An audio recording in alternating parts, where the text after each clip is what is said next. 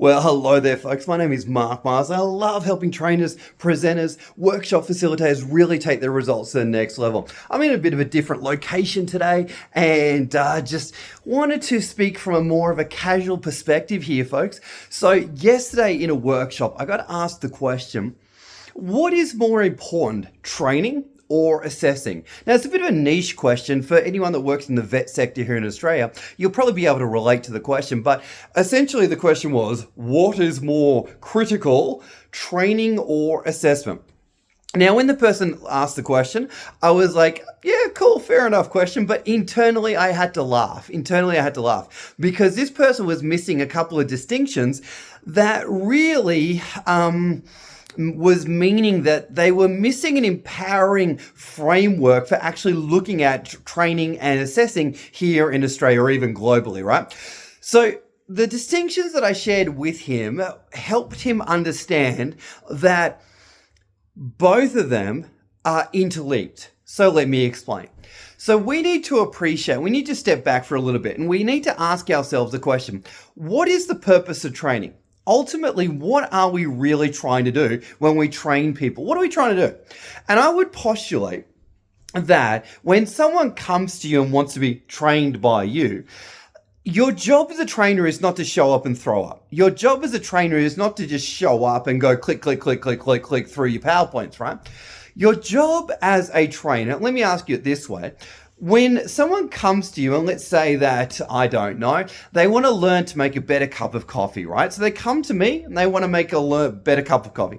And we spend 3 weeks together. At the end of that 3 weeks, if their coffee is not tasting any better than it was before, have I really been an effective trainer? Have I been an effective trainer? Well, if their coffee is still tasting shit or terrible, we could probably say I haven't done a great job at all, right? So I would postulate that my job as a trainer is to actually influence them and so that they change their thinking and they change their actions and their behavior in regards to how they make that cup of coffee. Now you can expand out the metaphor to be anything in life, right? But then they go back to the workplace, they go to a coffee shop and they start making coffee and ultimately customers are happier, the business is growing and their life is even better. And our job as a trainer is to help the individual or the group change their thoughts, change their actions, and ultimately as a result, they change their lives as well. And lives around them are impacted as well. So that's the training side, all right? So what's the job of a trainer? Well, the job of a trainer is to create change in other people. It's not show up and throw up, it's actually to influence change in other people, all right? So then let's come to the assessing side, all right? The assessing side of things.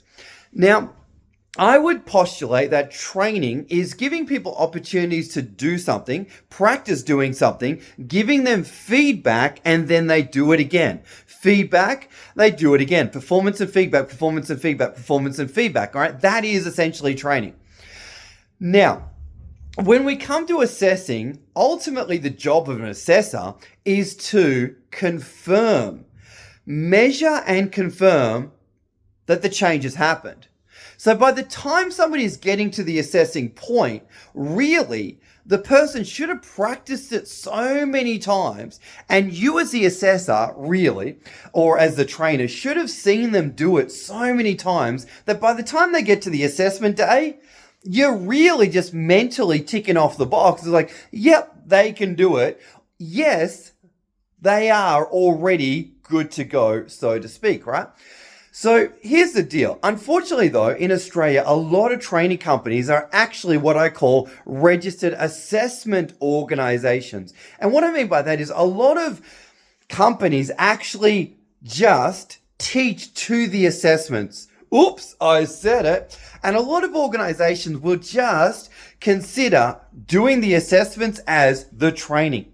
And I would actually push back on that a little bit. And I would say that any great training organization provides so many practice opportunities that by the time somebody gets to the assessment, all it is just confirming that the person is ready for the assessment. They do the assessment and then Basically, all we're doing is confirming that this person is ready for the workplace. What I mean by that is, as an assessor, I kind of have the metaphor, the analogy, that if you're the assessor, you're kind of like the man at the toll booth, right? And someone comes up to your toll booth and you've got the boom gate, whatever it is, right? Now, if somebody comes to the toll booth and they meet all of your criteria, they've done all the things, they've answered all the questions, and they got them all correct.